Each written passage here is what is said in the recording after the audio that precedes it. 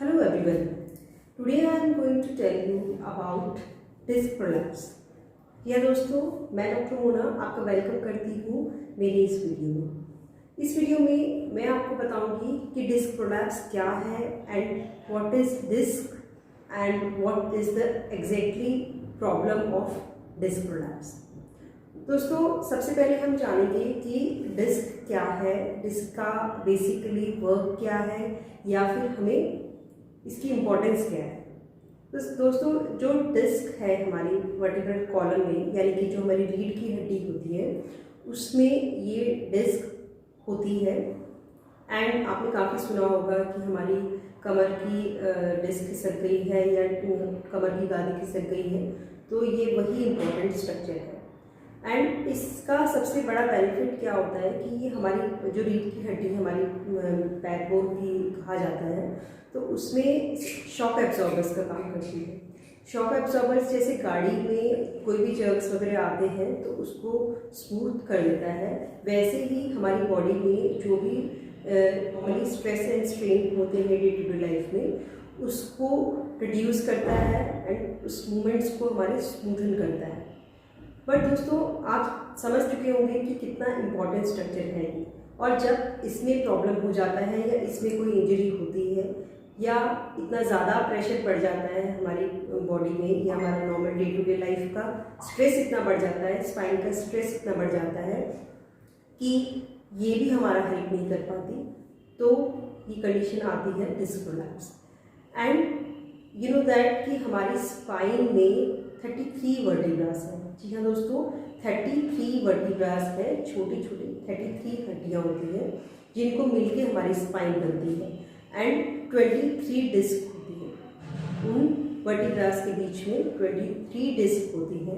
And spine में हमारे 4 तरह के वर्टिब्रास होती हैं। एक सर्वाइकल जो गर्दन में होती है, एंड थोरैसिक जो आपके मतलब बैक के ऊपर वाले भाग में होता है, एंड लंबर यानी कि लो बैक का region, and sacral and coccyx region. हमारी बॉडी में जो स्पाइन है, स्पाइन में डिफरेंट कर्व्स होते हैं, सी शेप्ड कर्व्स होते हैं। 2 जो कर्व है हमारे सर्वाइकल एंड लंबर, जिनकी शेप इस तरह से होती है जो कॉनकेव होती है। And thoracic and your sacral region के जो कर्व्स होते हैं वो कन्वेक्स होते हैं। ये बॉडी की हमारी बिल्ड इस तरह से होता है ताकि हमारा जो स्पाइन पे स्ट्रेस कम आए और हमारी बॉडी का लोड जो है डिफरेंट एरियाज में डिस्ट्रीब्यूट हो सके। But we are not going to discuss the reasons over here in this video, but basically we have to understand about the importance of disc. तो दोस्तों, जो ये डिस्क है हमारी स्पाइन की 20 to 30% लेंथ में भी इम्पॉर्टेंट होती है, आपकी लेंथ को भी कंट्रीब्यूट करती है। एंड इसमें इस तरह के स्ट्रक्चर्स होते हैं, एनुलस फाइब्रोसिस और न्यूक्लियस पल्पोसिस। न्यूक्लियस पल्पोसिस वाटर बेस्ड होता है एंड एनुलस फाइब्रोसिस ऐसे नेम सजेस्ट कि फाइबर्स होते हैं इसका।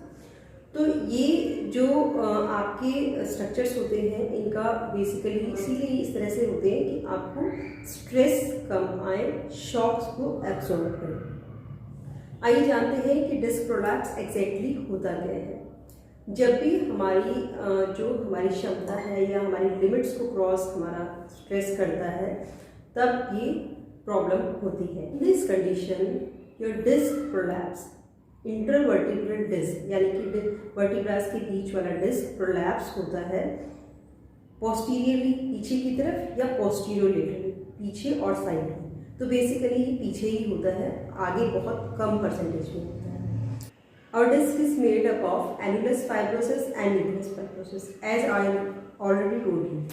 Now, nucleus pulposus जो बीच का एरिया है, ये आपका बना होता है प्रोटोक्लाइटन्स एंड वाटर बेस्ड होता है। एंड जो बाहर का एरिया होता है, it is a ring like structure, annulus fibrosis, this is made up of collagen fibres. तो दोस्तों, जब ये बेसिकली जो बाहर का एरिया है वो अंदर के एरिया को प्रोटेक्ट करता है कि वो बाहर ना आए। एंड आपका जो प्रेशर है बेसिकली वो न्यूक्लियस पल्पोसिस ही एब्जॉर्ब करता है। एंड जब ये प्रेशर ज़्यादा हो जाता है तो ये बाहर की तरफ आने लगता है। एनुलस फाइब्रोसिस का काम है कि न्यूक्लियस पल्पोसस को चारों तरफ से प्रोटेक्शन देना, and it also helps to decrease your compressive forces जो न्यूक्लियस पल्पोसस पे आती है उसको कम करता है। तो दोस्तों, अगर ये प्रॉब्लम आपकी न्यूक्लियस इस पल्पोसस में प्रॉब्लम स्टार्ट होता है और ये आपको यहाँ पे अगर प्रॉब्लम स्टार्ट हो रहा है तो ही आपको डिस्क की प्रॉब्लम स्टार्ट होगी। There are 4 different stages of disc prolapse, and in my next video I will tell you about the stages of disc prolapse.